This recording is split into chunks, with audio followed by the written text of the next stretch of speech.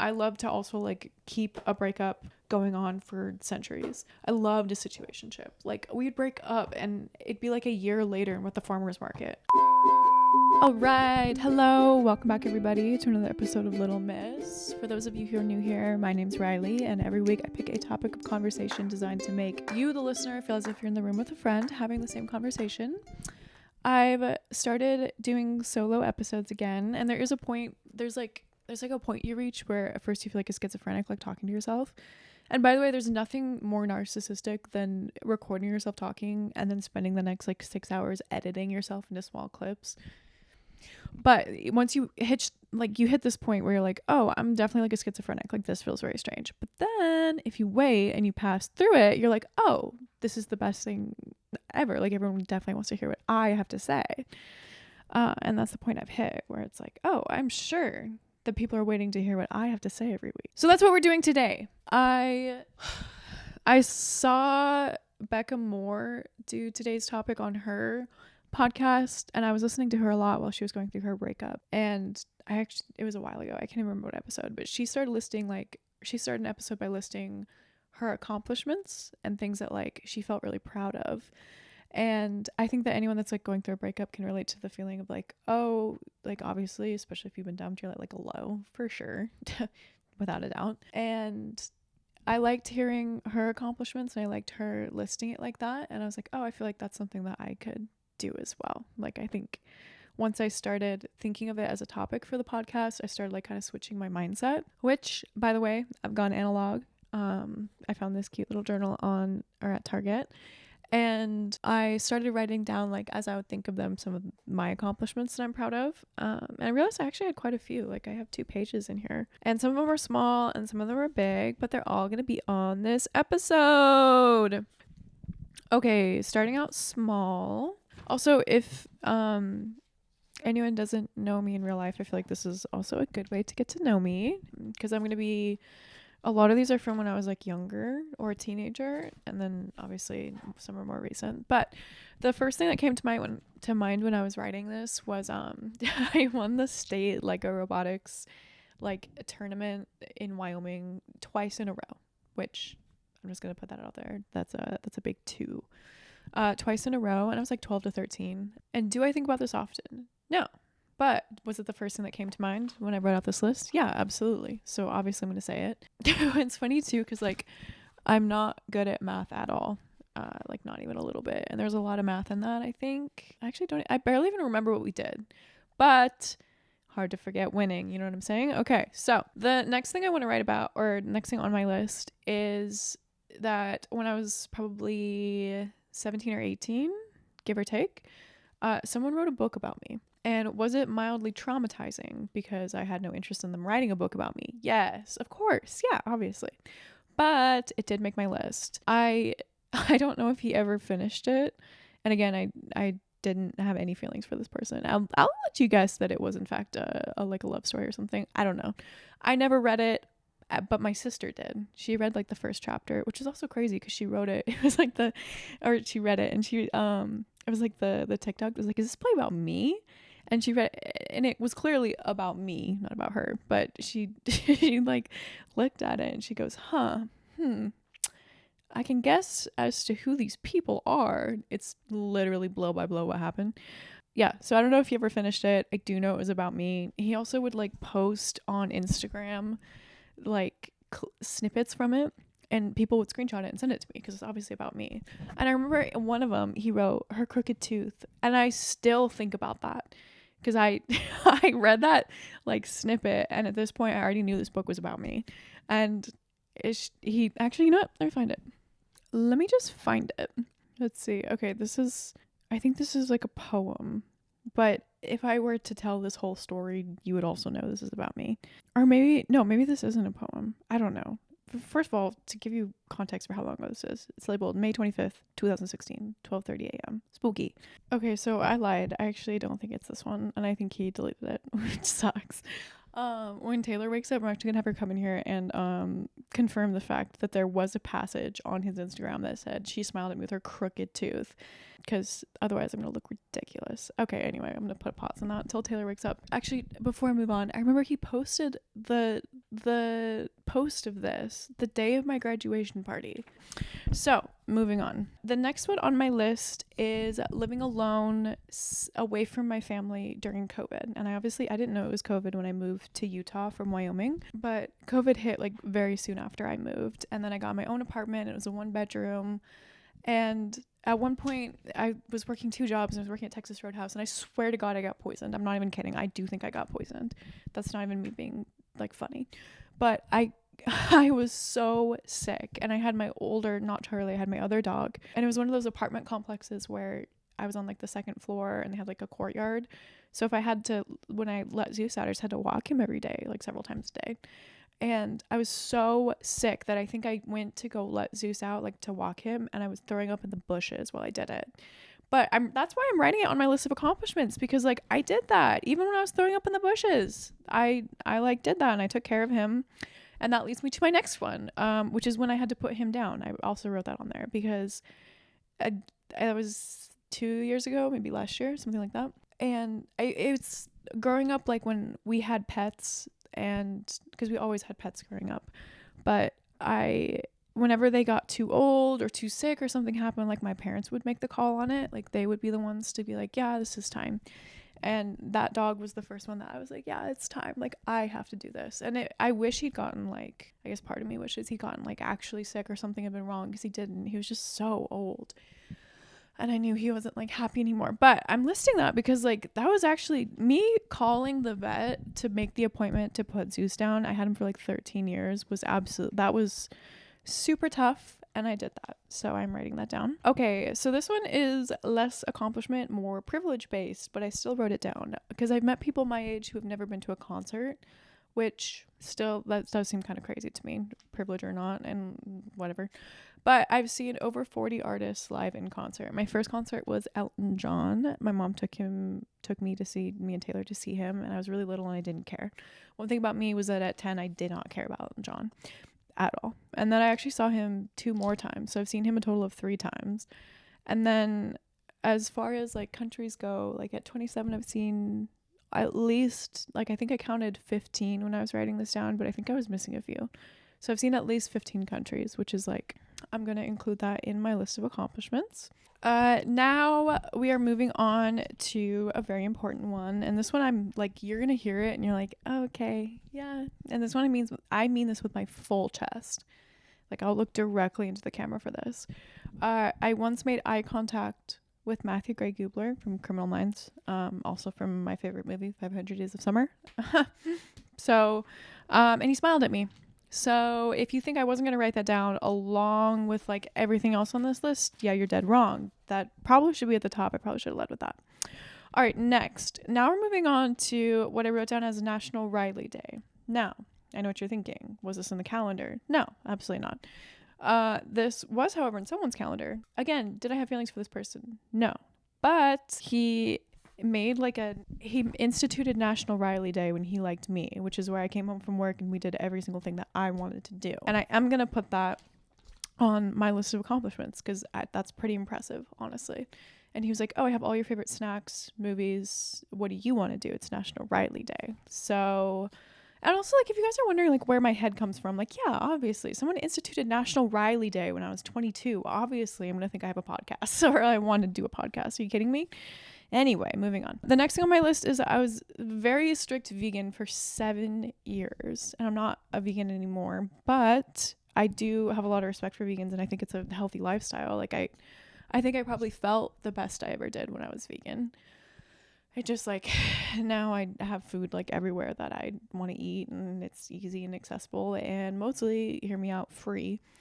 So I'm not vegan anymore, but I was like very strict, and I really believed in it, and I do kind of miss like, I guess I kind of miss like having a conviction about something like that, like other than religion or like the other things I believe in. Like I miss having a conviction where I was like, no, like this is something that I do, and part of me does miss that. But I think mostly I'm just proud of myself for doing it for 7 years. And then there's another one on my list that I'm going to get into about like healing my relationship with food, which I think is kind of interconnected to that, where I'm also grateful now that I can eat whatever I want. Like, I'm grateful that I don't have strict rules that I have to live by, because I don't think when I was vegan I necessarily had all of the best intentions for it. But yeah, I still wrote it on here. Also, I got these cute little coupes when I was in Colorado. I was thrifting. They're so cute. I have 2 of them. They're super hard to drink from. So like every time I take a sip, I'm like, oh, I see why someone put these in the donate bin. Okay, so the next thing on my list, and I want to do a full episode about this because I think it's important, but I wrote down like the accomplishment of putting myself through psychiatry and getting on meds and like going through that. And I know at first that doesn't really sound like an accomplishment because like, girl, you went to the doctor, which by the way, in America, that's an accomplishment to go to a doctor. It shouldn't be, but it is. But also like it was really tough that I'll talk about all this in the episode I do about it, but when I moved when I started going to the psychiatrist, my first visit was $300 out of pocket because I didn't really have health insurance that covered it, which is a whole other thing of like, you can pay hundreds of dollars a month for health insurance that still doesn't cover psychiatry, or at least like even make a dent in it. So I paid $300 for my like first visit and for my like consultation, and within like 20 minutes he diagnosed me. He was like, yeah, you have this. And I was like, oh, okay, well, cool. So I went on meds for it, and I don't know if it's necessarily accurate, but I do know that the meds helped me a lot, and so I wanted to stay on them. Just helped me like mellow out my moods a lot. And then not long after, I moved from Utah to Arizona, so I had to like transfer my prescriptions. I had to find a new provider, and I found this guy who was like literally the worst person, like one of the worst people I've ever met. And I promise you, like, I'm not even kidding. I'm not even being funny. Like, I was talking to the camera. I'm being dead serious. I think he was still practicing medicine to keep him out of the nursing home, because the nurses would come get me and they'd be like, hey, doctor, whatever, can see you now. And I come in, he's on an oxygen machine. Like, they would have to like wheel him around on an oxygen machine. And all of that is fine if he was competent, and he wasn't. I went to him for like a year. I don't know why. I think I was just too like tired to figure out a different doctor, which is another problem with the psychiatry field. But like, I just didn't want to deal with it. So I went to this bozo for a year. I'm not even kidding. He's probably dead now. Like, I cannot even imagine. This was a year ago. Like, this was 2 years ago. He's probably croaked. He, like, for the entire year that I went to him every 3 months to get this prescription renewed, he never once asked me a single question about my symptoms, but he asked me probably 6 times if I had a boyfriend or not. And he'd go, are you dating? And I go, no, like, or whatever it was at the time. I don't know. And I go like, well, that has nothing. What are you talking about? And then he would ask me the, I can't believe I did this. He would ask me the cross streets of my work. And then he would ask me, because I'm a server, bartender, whatever. He'd go, well, what kind of food does your restaurant serve? And so I'd have to tell him Cuban every single time I went in. Because he's so old, he would forget. And again, I know what you're thinking. Should you have written this down if you still went to this man for a year? And that is a good question. And I still wrote it down. But I remember when I was like first transferring my prescription, I went to CVS because he said that he put the form in and everything. And I probably spent 6 hours of my life like at CVS trying to figure this out, because this bozo put in, I later found out, didn't know at the time, but he put in my name wrong, he put in my birthday wrong, and he put the wrong pills in. So I would go into CVS and go like, hey, I'm trying to fill this prescription, like I'm trying to figure out how to get this. They'd go, we don't know who you are, which valid, had none of the correct information. So I would leave, and then I would call my doctor, and then I would come back, and I went back like 3 or 4 times. And finally, by the last time, I was like in tears, and I was like, he says it's here. Like, I need you to work this out. And I think I gave him the phone or something. And I finally got the pills, and the pharmacist like came over, and he was like, hey, just so you know, like this was truly as incorrect as it could be. And I go, yep. Yeah. So I think that's why I wrote this down, because like, I think it is an accomplishment to stick with that for 6 hours, and I did that. And I also included therapy in this. I credit my mom for getting me into therapy, because when I first went to therapy at like 17, she drove me. She drove me an hour and a half each way, like every Thursday, even in like Wyoming winters, which I'm very grateful for. But then like for the last 5 or 6 years, like I've done that. Like I've either done the research to find a psychiatrist that works with my insurance and done the research to find an insurance that works with my psychiatrist, you know, like vice versa. Like when I've needed to, I don't go all the time, but like when I've needed to, I've put myself through therapy. Like I've found a doctor. I've paid when it doesn't cover it. Like I pay the copay. Like or the altogether, like just the visit if it doesn't cover it. And yeah, I'm proud of that. So that's why I included that. Moving on. Okay, this one's a Little Miss specific. I have 2 things for Little Miss. The first is that I just hit 10,000 downloads, which I'm really proud of. Woo! Everybody cheers. The second is that, and this is very recent, I'm glad that we're recording this episode before or like after I saw this comment, but I got my first hate comment. Woo! And the only problem is that it was for Taylor and Lauren, and that is pretty upsetting. Obviously I would have liked my first hate comment to be at me, and it wasn't. He goes, "What do you even know about it? He goes, "What do you even know about it?" This is on our episode about anxious and avoidance. You're just a bunch of B-I. He does like the capital with the space. He goes, B-I-M-B-O-S. Why would anyone listen to you? And I saw that and I thought, oh my God, I made it. I was like, a complete stranger found my podcast and hated it. I'm so excited. That's such good news. Like, forget the 4,000 hours to get YouTube sponsored, you know, like to get ads on YouTube.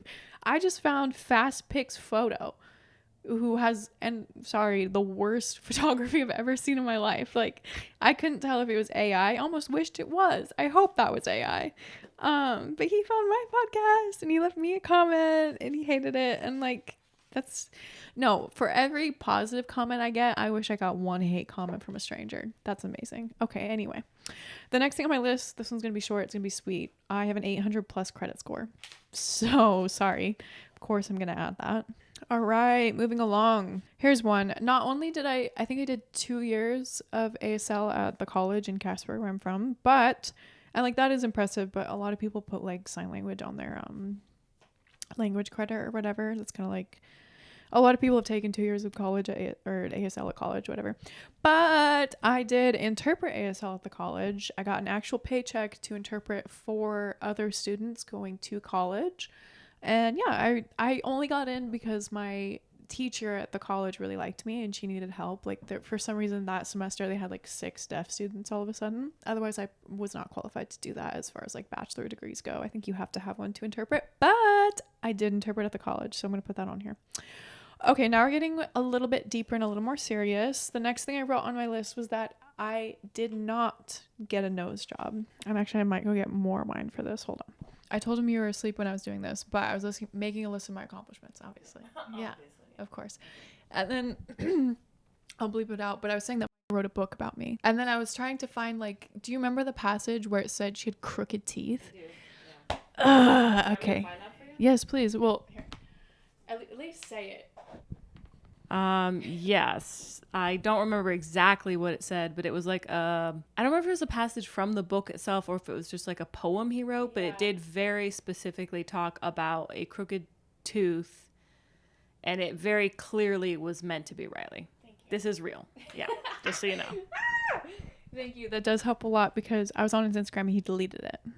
Oh, he deleted it. As far as I can tell. So I felt a little crazy. If you can find it, sure. But I will look, but if he deleted it, then I don't know where it would be. Yeah.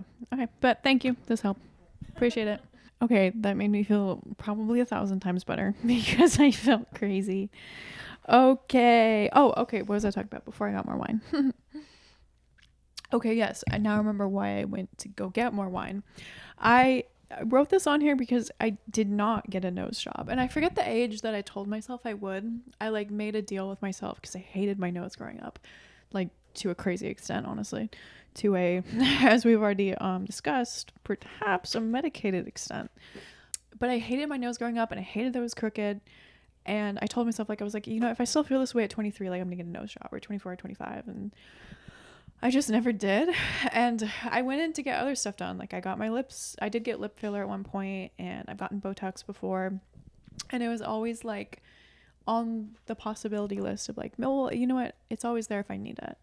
And now that I'm 27, I'm finally at the age that people told me that I would be, where I was like, where now I'm like, I'm so grateful I didn't get that because I like that my face is unique now. I also think something that maybe people don't say about that, because a lot of people told me that when I was younger, of like, yeah, one day you'll like the way that, you know, your face looks like you. But I think something that I wish people, or maybe not, maybe I couldn't have heard it at the time, but I wish people had said was like, hey, sometimes you'll still hate that angle in photos.